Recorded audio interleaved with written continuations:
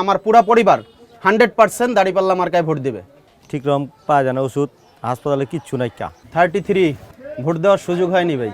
কারণ হচ্ছে 2008-এর শেষের দিকে যেই ভোট দেখেছি আমি, তারপর থেকে বাংলাদেশে যেই ভোটের পরিবেশ ছিল ওই পরিবেশে ভোট দেওয়ার সুযোগ হয়নি। কারণ দেখেছি বারবার যারা একটা দল এসেই চাপিয়ে দিয়েছে ভোট আমাদেরকে দিতে হবে, তাই আর ভোট দেয়নি।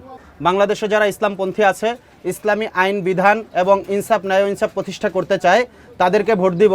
আমি এবার চিন্তা করেছি আমি এবার বাংলাদেশ জামাত ইসলাম দাঁড়িপাল্লা মার্কায় ভোট দিব এবং আমার পুরা পরিবার 100% দাঁড়িপাল্লা মার্কায় ভোট দিবে। আমরা সবাই দেখছি কারো কাছে কোনো পরিবর্তন আমরা ভালো জিনিস পাই নাই।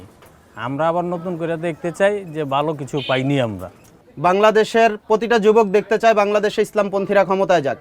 আর ইসলামপন্থীরা ক্ষমতায় গেলে আমি দেখেছি 2001 থেকে 6 পর্যন্ত যেই বিএনপি জোট সরকার ছিল সেই আমলে বাংলাদেশ জামাত ইসলামের 2 জন মন্ত্রী ছিল, আলী হাসান মুজাহিদ এবং মতিউর রহমান নিজামী। এবং 2007 এবং 8-এ তত্ত্বাবধায়ক সরকারের আমলে ফখরুদ্দিনের আমলে সকল দলকে ধরা হয়েছে, যার ভিতরে কোনো দলের ভিতরে দুর্নীতি ছাড়া কোনো লোক পায়নি। একমাত্র বাংলাদেশ জামাত ইসলামের এই 2 মন্ত্রী দূরফিন দিয়েও 2 টাকার দুর্নীতি ধরতে পারেনি। সেই জন্যই আমরা চিন্তা করেছি দুর্নীতিমুক্ত দেশ গড়তে হলে একমাত্র জামাত ইসলাম এবং ইসলামপন্থীদেরকেই এদেশে প্রতিষ্ঠা করা সম্ভব।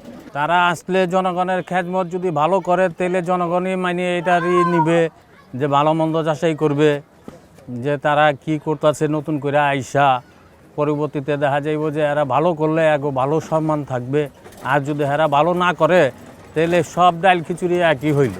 ঠিক রকম পাওয়া যায় না ওষুধ, হাসপাতালে কিচ্ছু নাই। ঠিক আছে, কয় বলে অমুক দিন আয়েন, কিচ্ছু পাওয়া যায় না ওষুধ। আওয়ামী লীগরাও দেখছি, বিএনপিরাও দেখছি, এবার জামাতে দিব, জামাতে ভোট দিতে হইব সবাই।